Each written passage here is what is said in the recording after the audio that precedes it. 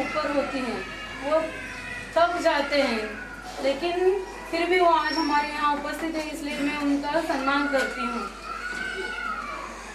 उनके हिसाब से हमारे देश में हम लोग ज्येष्ठ नागरिकों की तरफ इतनी ज़्यादा ध्यान नहीं दे रहे हैं, फिर भी हमारे यहाँ पर भी हम लोग का ध्यान रख। वैसे हम लोग अभी छोटे हैं, आप लोग छोटे हो तो आपका ध्यान वो रखते ही हैं।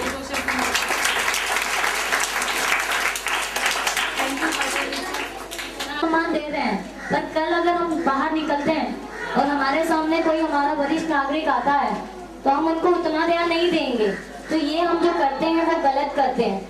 आज हम यहाँ पर एकत्रित होकर आज इतना सम्मान देने की कोशिश कर रहे हैं।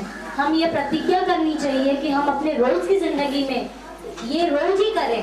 ऐसा नहीं है कि ये दिन आज हम मना रहे हैं इसीलिए हम सम्मान करें ये, और ये हमारे असली मार्गदर्शक हैं।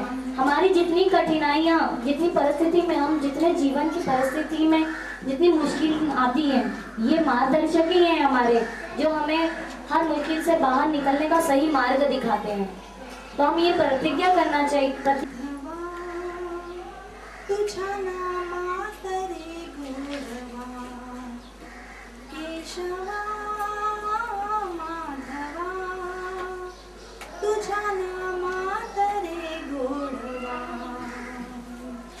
तुझा सारखा तूच देवा, तुला कुणाचा नाही हेवा, तुझा सारखा तूच देवा, तुला कुणाचा नाही हेवा, वेळोवेळी संकटातुनी काढीसी माधवा, केशवा माधवा, तुझा नामात रे गोडवा, तुझा नामात रे गोडवा।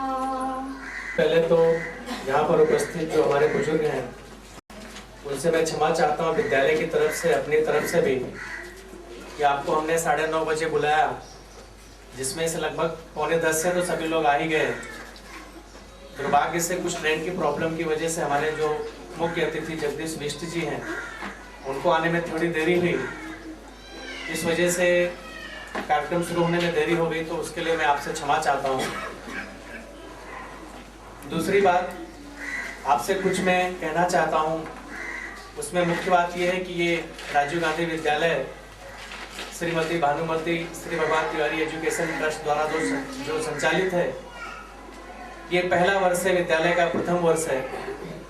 अभी तक पिछले 3-4 महीनों में जून से लेकर आज 1 अक्टूबर तक जितने भी अच्छे त्यौहार आए या ऐसे कोई दिवस जिनका हमारे जीवन पर महत्व है, सभी त्योहारों को और सभी विशेष दिनों को हमने अपने विद्यालय में बच्चों के साथ मनाया जाता है। और शायद 5-10% लोगों को ही पता है कि बुजुर्गों के लिए भी कोई दिवस है। होता क्या है, क्योंकि आप लोग यहाँ पर सब मुझसे सीनियर बैठे बच्चे हैं, मेरे लिए कुछ कहना ज़्यादा अच्छी बात नहीं, लेकिन फिर भी मैं कुछ आपको बताना चाहूँगा। वैसे तो हर दिन, जिंदगी का हर दिन, हर पल एक नया जीवन होता है, इसलिए कि अगले पल की गारंटी ईश्वर ने हमें नहीं दी है कि आप जियोगे ही। तो हर पल एक नया जीवन हमारा हो रहा है, हर क्षण। लेकिन हर क्षण तो हम इस तरह मना नहीं सकते। तो जैसे हम जन्मदिन, प्रतिदिन हमारा जन्म होता है, हर पल हमारा जन्म होता है, लेकिन वर्ष में किसी एक दिन हम जन्मदिन मनाते हैं, किसी एक दिन दशहरा मनाते हैं, किसी एक दिन दिवाली मनाते हैं। ऐसे ही जिसने भी ये सोच पहले रखी हो कि एक दिन बुजुर्ग दिवस मनाया जाए, बहुत अच्छी सोच है। कम से कम इस बहाने हम आप एक दूसरे से विद्यालय के माध्यम से मिल सकेंगे। इसमें बहुत से बुजुर्ग ऐसे भी हैं जिनके नाते पोते हमारे विद्यालय में हैं, ऐसे बुजुर्ग भी हैं कि जिनके नाते पोते नहीं हैं। और हमने लोगों से कहा था, चूंकि मैं भी यहाँ का लोकल नहीं हूँ, मैं भांडुप से आता हूँ, तो मैंने कुछ डॉक्टरों से यहाँ पर कहा था कि कुछ अगर बुजुर्ग मिलते हैं तो विद्यालय में भेजिए, 1 तारीख को हम उनका सम्मान करना चाहते हैं। तो कल्पना करिए थोड़ा सा, या अपने दिमाग पर जोर डालेंगे तो आपको लगेगा जब आप बहुत छोटे थे तो आपको लगता था मैं छोटा हूँ, अब मैं बड़ा हो रहा हूँ। जब आप जवान हुए तो आपने सोचा होगा अब मैं जवान हो गया हूँ, अब आप सोचते होंगे कि मैं वृद्ध हो गया हूँ। लेकिन जो आपके अंदर ये सोचने वाला है, आपने उसको कभी गौर नहीं किया होगा। वो सोचने वाला कभी जवान भी नहीं हुआ, कभी वृद्ध भी नहीं हुआ और कभी बच्चा भी नहीं था। वो आपके भीतर पहले भी वैसे ही था, आज भी वैसे है और बाद में भी वैसे ही रहेगा।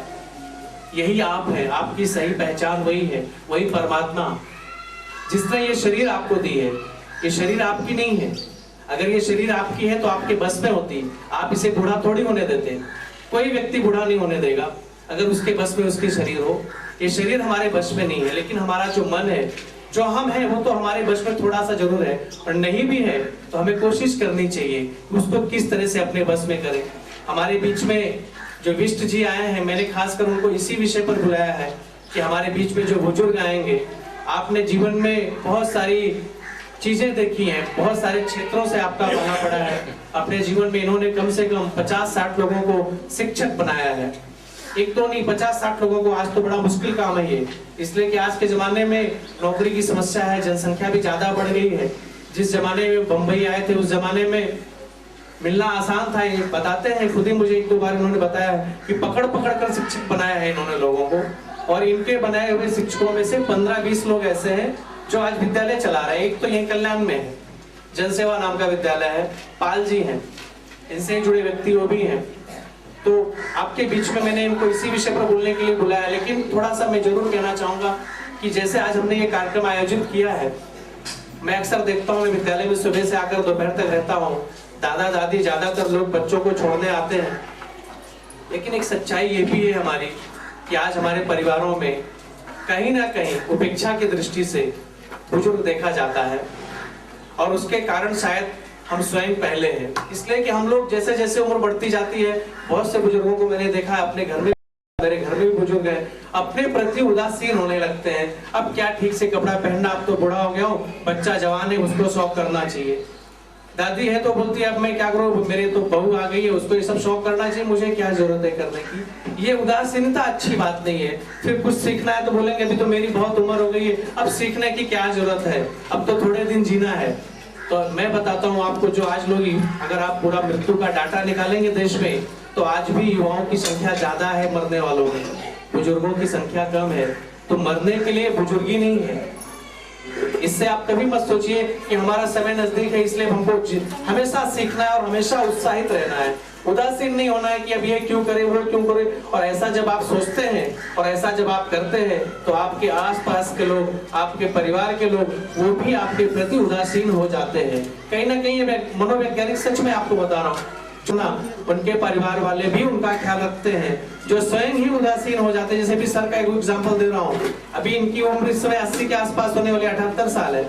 इन्होंने कुछ किताबें लिखी, उनका प्रकाशन अब करवा रहे हैं। इन्होंने मुझे 4-5 दिन 10 दिन पहले ये बात बताई, मुझे बड़ी खुशी हुई। मैंने उस समय कुछ नहीं कहा, लेकिन मन में बड़ा खुश हुआ कि इस उम्र में भी इनके मन में जो आया कि प्रकाशन कराया जाए। प्रकाशन यानी नया जन्म, जो कुछ बना है उसको आकार देना। जैसे कोई पुस्तक लिखी जाती है, प्रकाशन का मतलब होता है उसको आकार देना। जैसे बच्चा जो होता है ना, उसको ईश्वर की रचना है।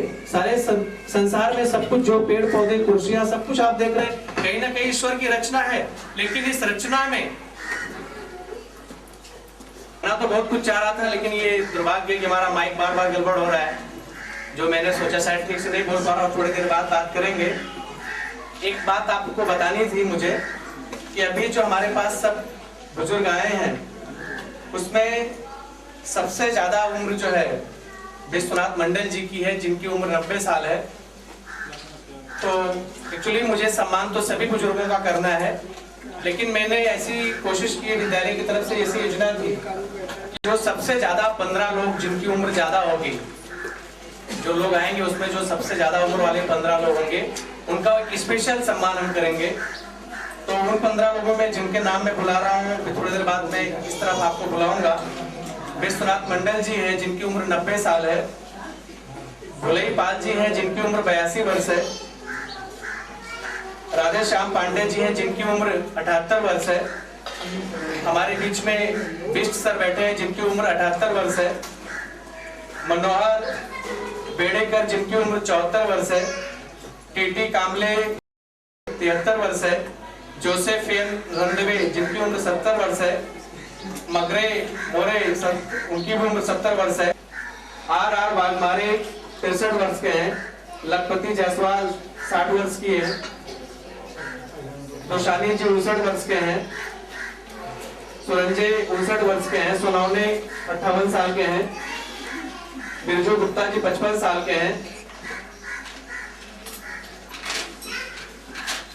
करकेरा 55 साल के हैं। सुंदरी देवी गुप्ता 52 साल की हैं। और दास 42 वर्ष। ऐसे बुजुर्गों के नाम मेरे पास आए हैं। इसमें अगर किसी बुजुर्ग का नाम ना हो और उम्र उनकी 70 साल के ऊपर हो या उसके आसपास हो तो कृपया आकर जरूर बता देंगे।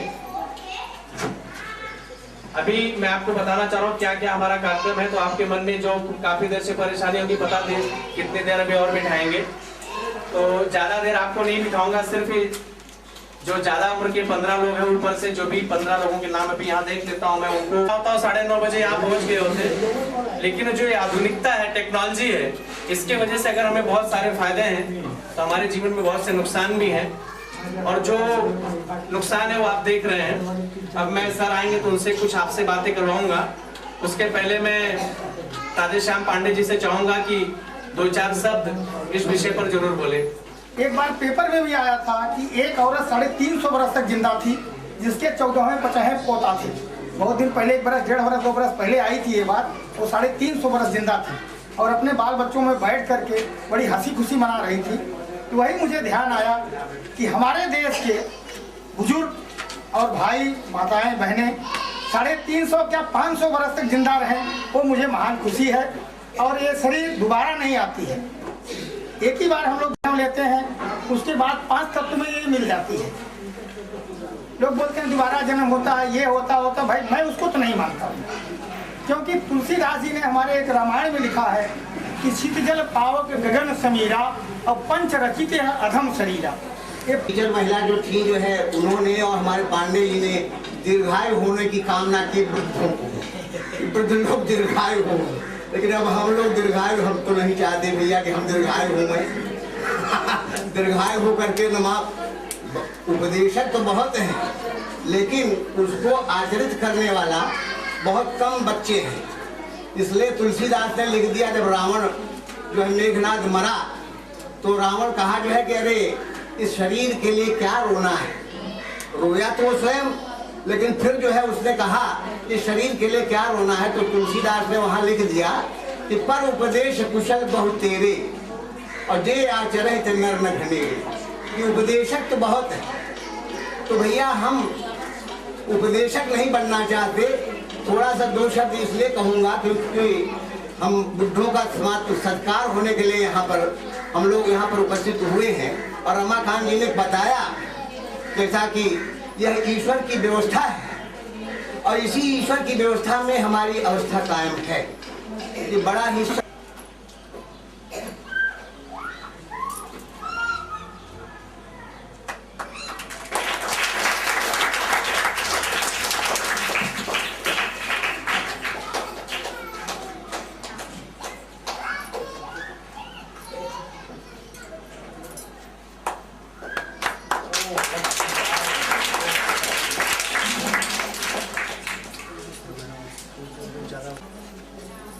शुभ आशीर्वाद।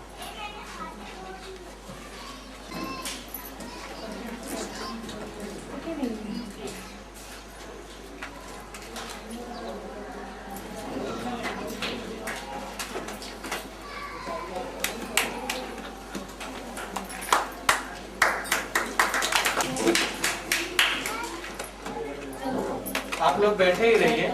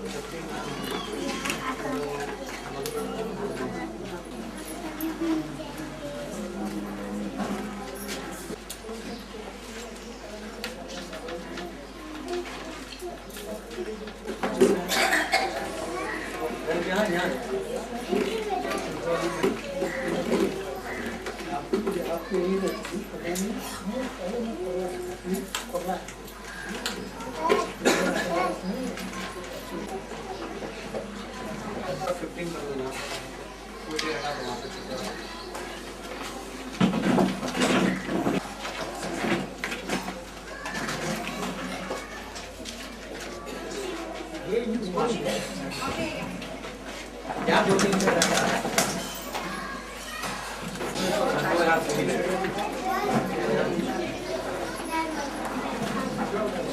कितना देर हो गया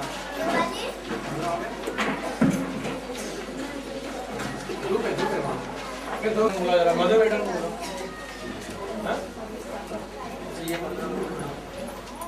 के बाद अब मैं अपने